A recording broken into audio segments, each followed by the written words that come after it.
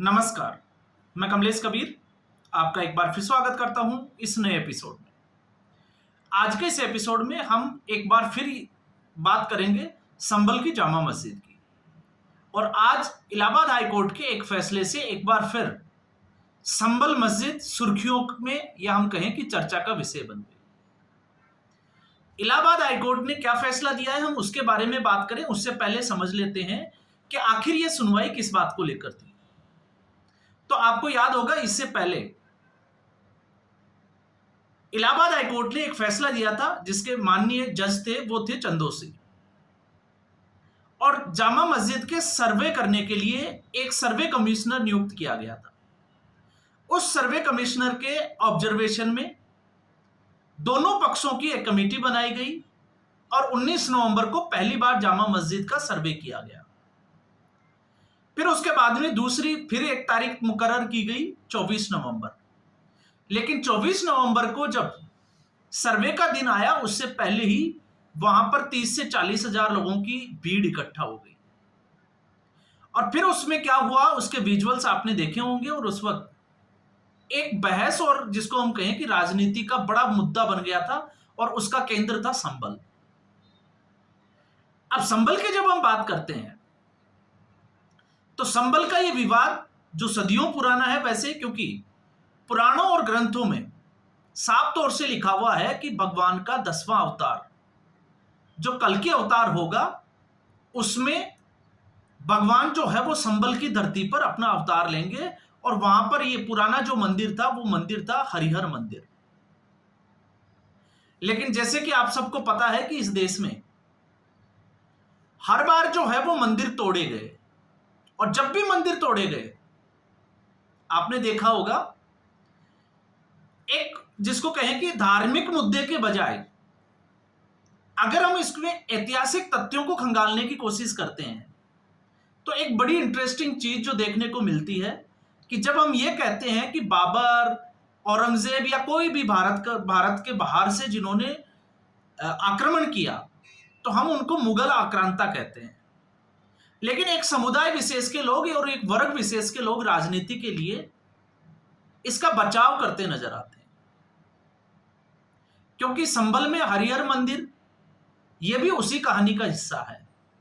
कैसे देश भर में जो है वो हजारों मंदिरों को तोड़ा गया और उनके स्थान पर मस्जिद बनाई गई, जिसमें से एक अयोध्या का आज जहां रामलला मंदिर है वहां पर बाबरी मस्जिद। आप सोच के देखिए कि इतिहास में, और वो भी हिंदुस्तान में, जहां सनातन संस्कृति और सनातन धर्म जिसका नाता सदियों पुराना है, उस धर्म में जहां लोग भगवान राम की पूजा करते हैं और उनको मंदिर बनाने के लिए 500 साल का इंतजार करना पड़ता है। और ऐसा सिर्फ और सिर्फ भारत में ही हो सकता है, किसी और दूसरे देश में नहीं हो सकता। यह हम कहेंगे कि सनातन धर्म के अलावा किसी दूसरे धर्म में भी ऐसा नहीं हो सकता। लंबी लड़ाई लड़ी गई, और आखिरकार आपने देखा होगा, जब भी हम कोई होली बुक्स पढ़ते हैं तो यही बताया जाता है कि भगवान राम का जन्म सरयू नदी के किनारे अयोध्या में हुआ था। तो आप इसको कैसे झुठला सकते हैं? फिर उसके बाद में भगवान कृष्ण का जहां जन्म हुआ, वहां आज भी जो है वो उसके ऊपर मस्जिद बनी हुई है। फिर हम बात करते हैं बाबा विश्वनाथ का, जहां आज भी जो है वो नंदी इस इंतजार में है कि कब शिवलिंग जो है वो प्रकट होगा या भगवान शिव प्रकट होंगे। जबकि ऐतिहासिक तथ्य है कि नंदी का मुंह उसी तरफ होता है जिस तरफ शिवलिंग होता है, लेकिन बावजूद इसके कोर्ट के चक्कर काटने पड़ते हैं। और जब ये इस तथ्य पर बात करते हैं तो हमेशा से मुझे एक जो है वो इसके संदर्भ में एक जो है वो स्टोरी याद आ जाती है कि जब लोग ये कहते हैं कि उन्होंने जो है वो मंदिर तोड़े, तो आप एक चीज सोच के देखिए, मोहम्मद गोरी जिसने लगातार जो है वो, आपको पता होगा, सोमनाथ मंदिर के ऊपर अटैक किया। किस लिए किया? मंदिर को तोड़ने के लिए या लूटने के लिए? यह बड़ा जो है वो प्रश्न चिन्ह खड़ा हो जाता है। और जब जब वो आया तब तक वो लूट के लेके चला गया।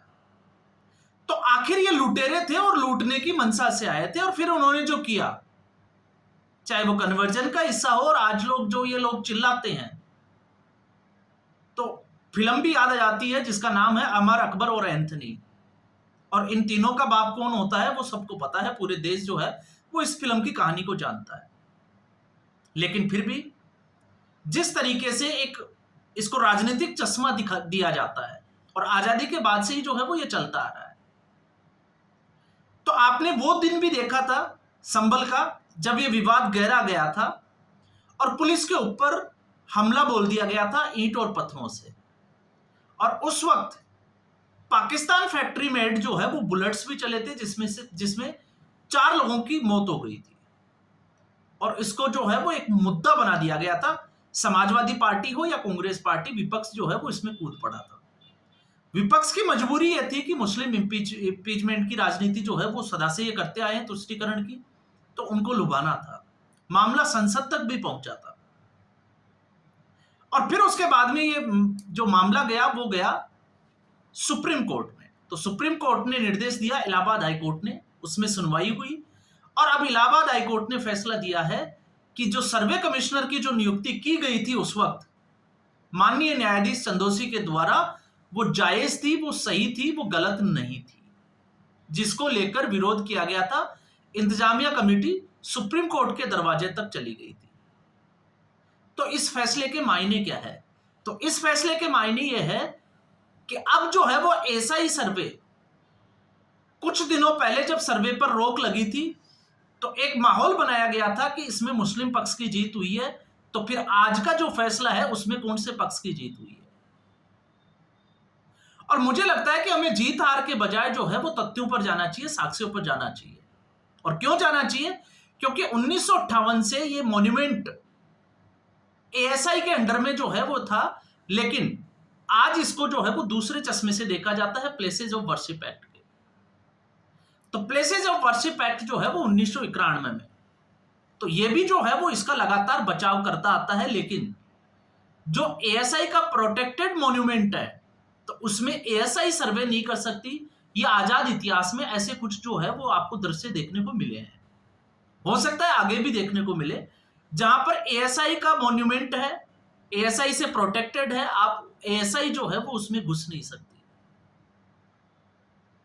तो इससे आप ये भी अंदाजा लगा सकते हैं कि भारत जो है वो किस दिशा में आगे जा रहा है। जब आज के इसमें बात करते हैं तो आप सोच के देखिए, आज के परिदृश्य में जब भारत जो है वो पाकिस्तान के साथ एक तरीके से कहें तो युद्ध लड़ चुका है, बहुत छोटा युद्ध लड़ा, लेकिन आज हम किसको दोष दे रहे हैं? हम लगातार जो है वो पाकिस्तान और आतंकवाद की बात करते हैं, लेकिन कहीं ना कहीं कुछ कमियां तो हम लोगों की भी रही होगी। और हम लोगों की कमियां क्यों रही होगी?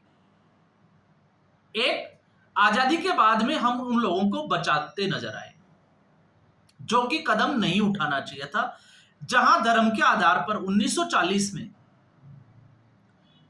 इन्हीं लोगों ने मुस्लिम लीग का समर्थन किया, उसको वोट किया, और टू नेशन जो थ्योरी थी उसको मजबूती प्रदान की। तो तब ये लोग मोहम्मद अली जिन्ना के साथ खड़े थे। उसके 6 साल बाद में ऐसा क्या हुआ 1947 में कि ये लोग भारत में ही रह गए। तो कुछ तो बात हुई होगी। और आज भी जब हम इसकी बात करते हैं तो या तो बंटवारा धर्म के आधार पर होना नहीं था, और अगर धार्मिक आधार पर बंटवारा किया गया तो आखिर फिर इसको धर्म के आधार पर ही क्यों नहीं किया गया?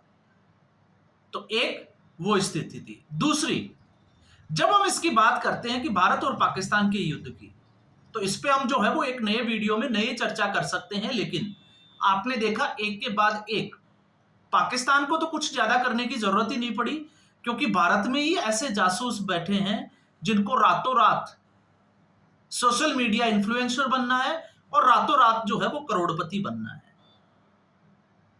और जहां हम सुप्रीम कोर्ट की बात करते हैं कि आखिर ऐसे फैसलों के ऊपर, ऐसे जो मुद्दे होते हैं इनके ऊपर सुप्रीम कोर्ट एक तरफा फैसले क्यों नहीं ले पाता? क्या यह सुप्रीम कोर्ट को तय नहीं करना चाहिए कि इन फैसलों में ज्यादा देरी ना करते हुए, क्योंकि जितनी ज्यादा देरी होती है उतना वैमनस्य बढ़ता है।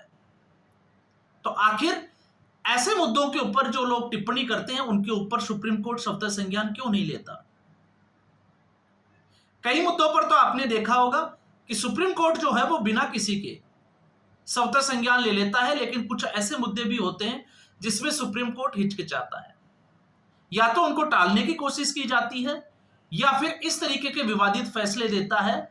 और वो विवादित फैसले क्यों देता है, इससे पहले ही वीडियो में हमने बात भी की थी।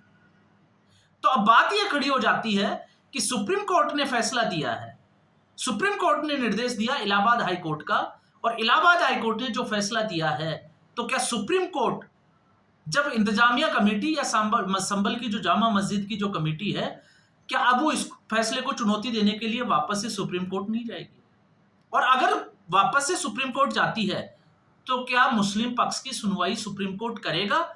अगर सुप्रीम कोर्ट इसमें सुनवाई करता है तो आप समझ सकते हैं सुप्रीम कोर्ट की मजबूरी को। और अगर सुप्रीम कोर्ट इसकी सुनवाई नहीं करता है, यह मानता है कि यह हमारे निर्देश की वजह से इलाहाबाद हाईकोर्ट ने फैसला दिया है, तो फिर मुझे लगता है कि सुप्रीम कोर्ट उस तरफ जाने की कोशिश कर रहा है जिस तरफ जो है वो फैसला दिया जा सके और ऐसे केसों का निपटारा किया जा सके। और एएसआई का सर्वे क्यों जरूरी है? एएसआई का सर्वे जो है वो आज जो लोग बात कर रहे हैं प्लेसेस ऑफ वर्शिप एक्ट की, मुझे लगता है उसकी बात नहीं है। एएसआई का सर्वे इसलिए जरूरी है कि जो वहां पर जो बना हुआ है स्ट्रक्चर है, उसकी मूल आधार, उसकी मूल संरचना जो है वो किससे जुड़ी हुई है। आप और हम लोगों को जिसको धर्म के नाम पर और धर्मनिरपेक्षता के नाम पर बरगलाया जाता है, उनकी आंखें खुलनी चाहिए कि आखिर हमारी संस्कृति को किस तरीके से छिन्न भिन्न किया गया और ऐसे कौन लोग थे जिनके द्वारा ये किया गया, किन लोगों ने जो है वो सहयोग दिया, और आज किन लोगों की मजबूरी है जो राजनीतिक रोटियां सेकने के लिए इन मुद्दों को और ज्यादा, जिसको कहें कि आग में घी डालने का काम करते हैं। तो इलाहाबाद हाईकोर्ट ने एक बार फिर जो है वो सर्वे कमिश्नर की नियुक्ति को जायज ठहरा दिया। तो क्या हम एक बार फिर मान के चले कि राजनीतिक गलियारों में, और जिसको हम कहें कि जो न्यूज चैनल है उनके ऊपर एक बार फिर जो है वो संभल का मुद्दा गरमाएगा और उसके ऊपर हमें जो है वो बहस सुनने को मिले। तो आज के फैसले में एक साफ तौर से जो है, मैं हिंदू पक्ष की बात नहीं करूंगा, मैं बात करूंगा एएसआई की जीत हुई है। एएसआई को अधिकार मिला है कि वो अपने प्रोटेक्टेड मॉन्यूमेंट का सर्वे कर सकती है या करा सकती है, और मुस्लिम पक्ष की हार है, लेकिन मुस्लिम पक्ष रुक जाएगा। और अगर कोर्ट जाता है तो फिर सुप्रीम कोर्ट का रुख क्या होगा, क्योंकि सुप्रीम कोर्ट आजकल वैसे भी बदनाम चल रहा है। क्यों चल रहा है मुझे बताने की जरूरत है नहीं। तो फिलहाल इस एपिसोड में इतना ही। उम्मीद करूंगा वीडियो एपिसोड आपको पसंद आया होगा। वीडियो को लाइक करें, शेयर करें, चैनल जरूर सब्सक्राइब करें। धन्यवाद।